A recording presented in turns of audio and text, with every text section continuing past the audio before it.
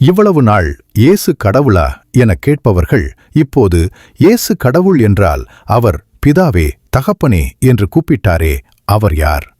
இயேசு இறைமகன் என்றால் அவருக்கு மேலாக இருக்கும் இறைவன்தானே உண்மையான கடவுள் என்றும் கேட்கிறார்கள். இயேசு கிறிஸ்து கடவுள் இல்லை என்று நிரூபிக்கவே இப்படியெல்லாம் கேட்கிறார்கள். அல்லாஹ்வை தகப்பனே என்று அழைக்க முடியாது என்று வாயை திறந்து சொல்ல முடியாமல் இவரும், அழைக்க முடியும் ஆனால் முடியாது என்று இவரும் எப்படி சமாளிக்கிறார்கள் என்று பார்த்துவிட்டு இந்த கேள்விக்கு குர்ஆன் என்ன சொல்கிறது என்றும் பார்ப்போம். எதையும் சொல்ல முடியாமல் எப்படி தவிர்க்கிறார் என்று பார்க்கிறோம். ஜாக்கிர் நாயிக் பிரபலமான இஸ்லாமிய பேச்சாளர். இவர் பேசுவதையும் கவனியுங்கள்.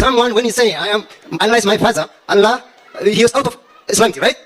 So, how you say Jesus? You say keep saying my father, but you say you reject. You change Allah change his mind. Allah doesn't change the mind. So why you saying? முதலில் அல்லாஹுவை தகப்பன் என்று அழைக்க முடியாது என்று சொல்கிறார். பின்பு குர்ஆன் வெளிப்படும் முன்பு வரை தீர்க்கதரிசிகளும் இயேசுவும் கடவுளை தகப்பனே என்று அழைத்ததாக இவர் சொல்கிறார். குர்ஆன் வந்த பிறகு அல்லாஹுவை தகப்பன் என அழைக்கக்கூடாது என்கிறார். இது குழப்பம் இல்லையா? முன்போ அல்லது பின்போ எந்த காலத்திலும் அல்லாஹ்வை தகப்பன் என்றோ அவருடைய பிள்ளைகள் என்றோ அழைப்பதை குர்ஆன் ஒருபோதும் அனுமதிக்கவில்லை. அப்படி அழைப்பவர்களையும் அல்லாஹ் கடுமையாக பேசுகிறார் என்பது நமக்கு தெளிவாக தெரிய வருகிறது. குர்ஆன் 19:93.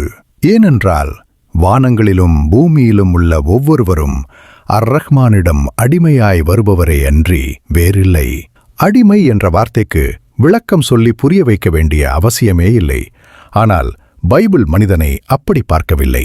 ரோமர் 8:15 பைபிள் இப்படி சொல்கிறது, நீங்கள் பயந்து அடிமையாயிருக்கும் ஆவியை பெற்றுக்கொள்ளவில்லை, ஆகிலும் அப்பா பிதாவே என்று அழைக்கும் புத்திர சுவிகாரத்தின் ஆவியை பெற்றீர்கள்.